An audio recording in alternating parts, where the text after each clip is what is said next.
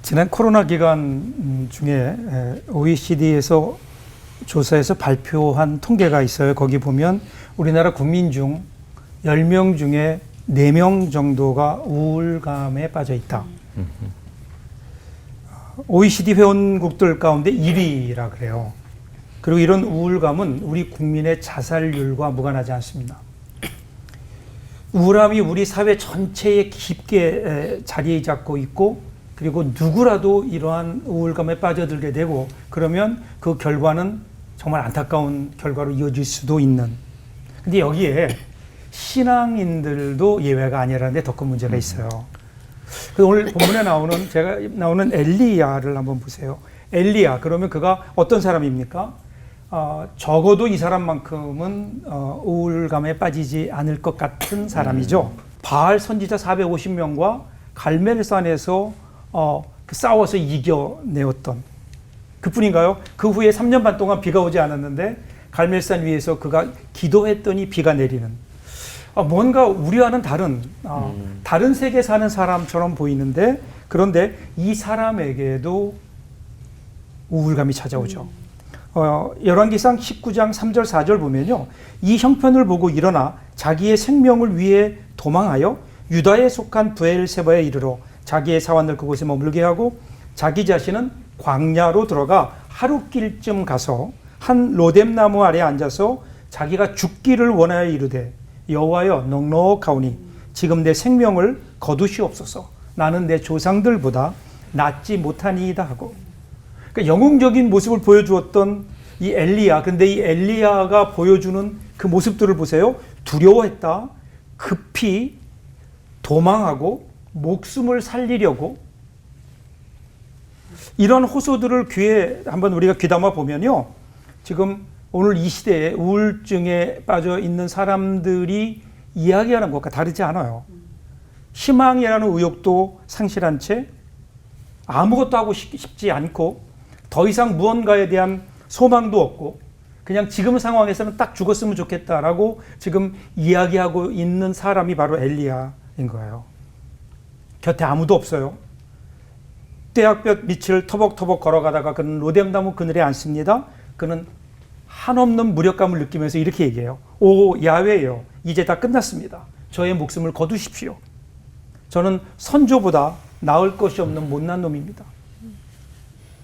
무엇이 이를 이렇게 만들었는지 모르지만 지금 엘리야는 갑작스러운 우울증에 깊이 빠져 있는 것으로 보입니다.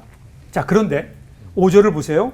로뎀나무 아래에 누워 자더니 천사가 그를 어루만지며 그에게 이르되 일어나서 먹으라 하는지라. 모든 것 포기하고 누워있는 엘리야에게 천사가 찾아와요. 그리고 그를 깨워요. 엘리야가 깨워보니까 머리맡에는 이제 막 만들어진 떡과 물 한 병이 놓여 있는 거예요. 그래서 그것을 먹으라고 하니까 그것을 먹어요. 그리고 다시 차요. 주님이 다시 깨우시면서 일어나라, 먹어라, 아직도 갈 길이 많이 남아있다. 그래서요, 엘리야는 자다가 깨우면 일어나서 먹고 또 자고, 또 와서 천사가 깨우고 그러면 일어나서 먹고 마시고 또 자고, 그리고 힘을 얻어서 40일 동안을 걸어서 하나님의 산에 이르게 되고, 거기에서 하나님을 다시 만나게 되거든요. 무엇이 이 엘리야를 회복하게 했을까요? 물과 떡일까요? 만일에 물과 떡만 그 자리에 있었다면 엘리야가 먹었을까요? 나는 이제 죽기를 원합니다, 이런 사람이 그것을 아마 먹지 않았을 겁니다. 중요한 것은 하나님께서 천사를 보내셨다는 거죠. 저는 이 천사라는 존재를 조금 생각해 봤어요. 천사라는 존재는 천사가 가진 이미지를 보세요. 하나님도 아니고 사람도 아닌, 어떤 의미에서는 하나님과 사람 사이를 이어주는 이 두 이미지를 모두 가지고 있거든요. 그러니까 엘리야가 회복할 수 있었던 이유는 뭘까? 그러면 천사와의 만남이에요. 즉 하나님과 사람과의 만남, 이 만남을 통해서 죽음에서 생명으로 전환이 시작되는 거예요. 만일에 이 만남이 없었다면 엘리야는 회복되지 않았을 거예요. 모든 자살은 사회적 타살이다라는 뒤르켐의 말이 새삼 떠오릅니다. 독일의 사회학자였죠. 뒤르켐이 1897년 발표했던 그 자살론에서 자살은 사회적 현상이며 자살의 원인 역시 사회적 문제에 있다 주장하면서 자살의 원인이 뭐냐?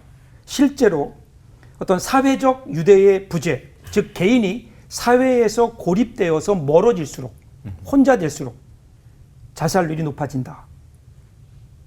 실제로 자살하는 사람들의 공통점은 보면 주위에 사람이 없어요. 어떤 단체로부터 가족과 친지들로부터 떨어져 나와서 혼자 있게 되고 결국은 그것이 자살에 이르게 하는 거죠. 그렇다면 오늘 우리가 이 자살의 문제를 여러 가지 많은 원인을 분석해보고 또 다른 방안이 제시될 수 있겠지만 그보다 더 중요한 것은 주위에 함께 할 수 있는 이런 만남이 있는 삶이 우리에게 필요하지 않을까. 우리말인데도 낯설게 느껴지는 말 중에 하나가 그레발이라는 말이 있어요. 이 그레발이라는 말은요, 집을 지을 때 사용할 나무를 다듬기 위해서 이제 마름질을 하죠. 나무를 깎고 닦는 일이 있어요. 이 마름질은 나무를 치수에 맞춰서 베거나 자르고 그리고 그것에 따라서 그것을 만들어가는 건데 길이에 맞춰 자르기 위해서는 나무에 표시를 하게 되죠. 표시를 하게 되는데 그때 사용하는 도구를 그레라고 합니다. 이 그레발은요, 나무를 자를 때 원래 치수보다 조금 여유를 가지고 더 길게 자른 부분을 이루는 말이에요. 이것이 그레발이에요. 그레발을 두는 이유는 뭘까요? 혹시라도 집을 지었는데 무언가 잘못돼서 이것이 짧으면 사용할 수 없잖아요. 그래서 조금은 여유를 두는 거예요. 오차를 대비하기 위해서예요. 나무의 길이가 길면 뭐 잘랐으면 되는 거 아니에요? 그래서 이 그레발을 잘라 없애는 것을 그레발을 접는다 이렇게 얘기합니다. 우리 마음에도 이런 좀 그레발이 있으면 얼마나 좋을까요? 이 여유죠. 마음의 여유. 여유는요, 믿는 구석에서 나옵니다. 믿는 구석에서. 믿는 구석이 뭘까요? 믿음 아닐까요? 하나님이 우리를 사랑하신다는 것을 믿는 것. 내일 아궁이에 던져질 들풀도 하나님께서 저렇게 입히시는데 하물며 너희들일까 보냐. 하나님의 형상대로 지음받은 우리들이야 하나님께서 분명하게 우리를 지켜주시지 않겠는가. 여러분, 이 믿음의 그레발, 그리고 함께 할 수 있는 사람, 내가 다가 아니고 그때 옆에서 함께 그 문제를 위해 기도해주고 함께 그 문제를 해결하기 위해서 노력해주는 주위에 사람들이 있다면, 그럼 우리는 여유를 가지고 살아가며 우리 마음의 그레발을 좀 넓게 펼칠 수 있지 않을까요? 오늘 우리들 마음속에 우리 하나님과의 만남, 그리고 우리 주위에 있는 사람들을 다시 한번 돌아보면서 우리의 그레발을 한번 넓혀볼 수 있다면, 그러면 우리는 더 건강한 삶을 살 수 있다고 생각합니다. 아멘. 기도하겠습니다. 하나님 고맙습니다. 그저 우리는 우리가 다인 줄 알고 우리가 다 하면 끝내려고 합니다. 그러나 그때 하나님이, 그리고 우리 주위에 함께하는 우리 친구들이 있다는 사실을 기억하게 하시고 그것이 우리에게 영적 여유가 되고 더 힘있게 건강한 삶을 살아가는 우리 모두들 되게 하여 주옵소서. 아멘. 예수님 이름으로 기도합니다. 아멘.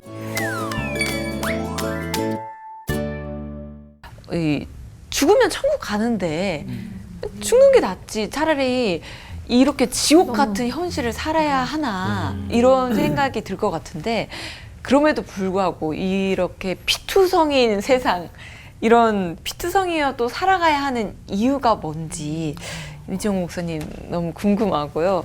또 성경에도 그런 게 쓰여 있나요? 절대로 끈을 놓지 말아라, 끈을 놓으면 안 된다, 이런 말도 있는지 궁금합니다.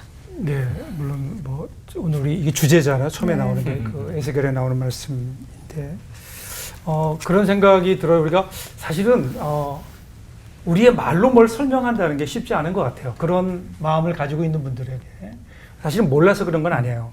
아는데도 그게 마음에 와닿지를 않을 뿐이에요. 근데 그럼에도 불구하고 이야기할 수밖에 없는 거예요. 우리가 피투성이가 되어서라도 살아야 되는 이유, 그거는 그 이유는 하나님께서 우리를 향한 계획이 아직도 끝나지 않았기 때문이다, 이렇게 대답하고 싶어요. 나는 끝났다 그러지만 사실 우리 신앙이 그런 거 아니에요? 우리 신앙이 내가 시작한 게 아니에요. 하나님께서 시작하신 거예요. 어느 날 오셔서 내 손을 잡아주신 거예요.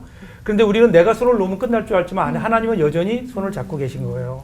그 하나님의 손을 좀 보는 것이 필요하지 않을까. 그래서 우리 신앙의 선진 가운데 17세기에 그 청교도들이 만날 그 많은 고난 가운데 있을 때 만날 때마다 하는 인사가 있어요. 그건 뭐냐면 내 인생에 가장 좋은 것은 아직 오지 않았습니다. 내 인생에 가장 좋은 것은 아직 오지 않았습니다. 서로 그렇게 인사하면서 서로를 다독이고 격려했다고 해요. 그래서 오늘 우리도 그런 인사로 서로를 격려했으면 좋겠습니다.